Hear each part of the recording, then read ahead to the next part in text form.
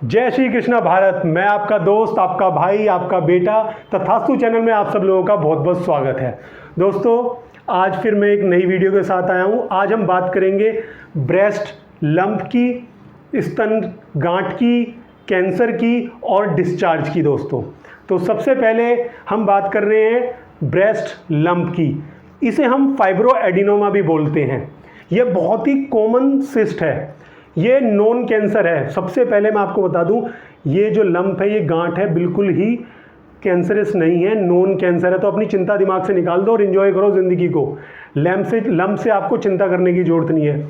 ये ब्रेस्ट में सिंगल भी होती हैं लंप गांठें, या कई बार मल्टीपल भी होती हैं। ये एक ब्रेस्ट में ज़्यादातर होती है, बट कई बार ये दोनों ब्रेस्ट के अंदर होती हैं। ये जो लंप है, ये जो गांठ है, ये मूवेबल होती है। जब आप इसे टच करेंगे तो ये घूमेगी। तो ये इसकी सिम्टम है हमारी बॉडी के अंदर फिजिकली। अब हम बात करते हैं कारण क्या है कि ये गांठ हो गई है। इसका सिंपल एक ही कारण है, जब हमारी बॉडी के अंदर हार्मोनल चेंजेस होते हैं, हार्मोन्स का उतार चढ़ाव होता है। जैसे हमें मंथली माहवारी पीरियड साइकिल जब आती हैं, तो उससे एक हफ्ते पहले या 10 दिन पहले आपको ये सब सिम्टम नज़र आएंगे। क्या नज़र आएंगे? ब्रेस्ट में टेंडरनेस होगा, पेन होगा, ब्रेस्ट हैवी फील होगी, वाटर रिटेंशन होगा, ऐसा लगेगा उसके अंदर पानी है, या स्वेलिंग होगी। तो हम इन सभी सिम्टम के साथ जज ना करें कि हमें ब्रेस्ट की गांठ है या स्तन की गांठ है। उसके लिए आप पीरियड को ख़त्म हो जाने दें। जैसे ही पीरियड ख़त्म होंगे तो आप देखेंगे कि आपकी swelling, water retention, breast tender जो पेन था आपका, वो सब रिड्यूस हो जाएगा या कम हो जाएगा या ख़त्म हो जाएगा। तो दोस्तों, ये हार्मोनल चेंजेस के कारण होती है। ये ज़्यादातर 30 की एज तक ज़्यादा लोगों को, महिलाओं को होती है। अब हम इसके अंदर एक आपको मैं और इम्पोर्टेंट बात बता रहा हूँ कि ये जो लंप आपको महसूस कब होता है? जब हम बेकार फिटिंग की या ख़राब फिटिंग की इनर वियर पहनते हैं, ब्रा पहनते हैं, तब ये बहुत ज़्यादा बनने के चांसेस होते हैं। चलो, ये तो हो गई लंप के ये सिम्टम है, ये कारण है। अब बात करेंगे कि इस पर हम इलाज क्या कर सकते हैं। अगर पीरियड के बाद भी कुछ सिम्टम हैं, कुछ फिजिकली आप महसूस कर रहे हैं, तो आपको क्या करना है? गर्म पानी लेकर और एक कपड़ा लेकर उससे 20 से 30 मिनट सिकाई करना है, जितना पानी आप सहन कर सकें। उसके बाद ट्री ऑयल होता है, मार्केट में आपको किसी भी अच्छे मेडिकल स्टोर पर मिल जाएगा ट्री ऑयल। इसकी हल्के हाथ से आपको मसाज करनी है। जो प्योर एलोवेरा भी आप मसाज करने के लिए ले सकते हैं।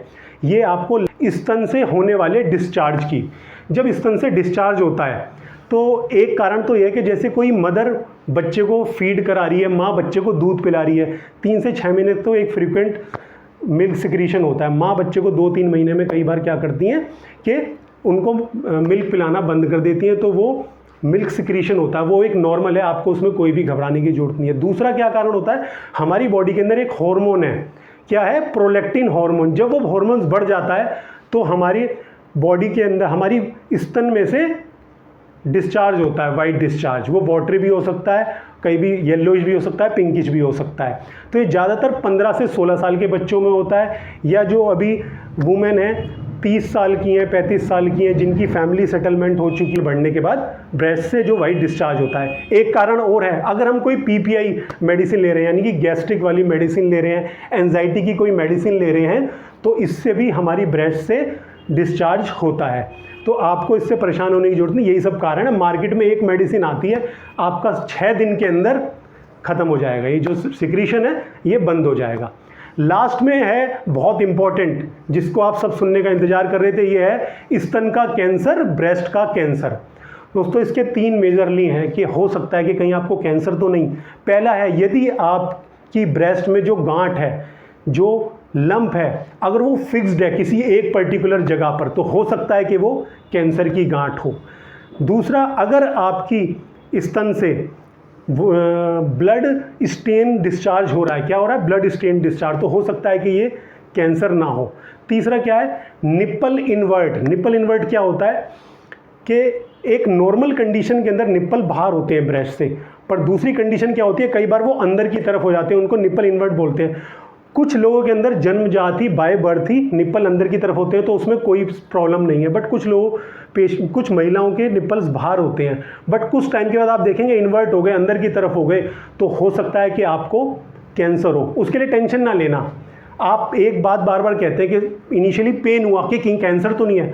दोस्तों ये कैंसर वाला पेन तो बहुत बाद की कंडीशन है, तो आपको पेन से टेंशन नहीं लेना। अब बात करता हूँ अगर कैंसर के 3 आपको लग रहे हैं ना कुछ ऐसे इंडिकेशन सिम्टम, तो आप क्या करेंगे, एक FNAC होती है, डॉक्टर के पास जाएं इमीडिएट और वहाँ पर इलाज स्टार्ट करें। परेशान नहीं होना, कोई बड़ी बात नहीं है। FNAC एक टेस्ट होता है, ब्लड टेस्ट होंगे, सोनोग्राफी बहुत ही इंपॉर्टेंट है।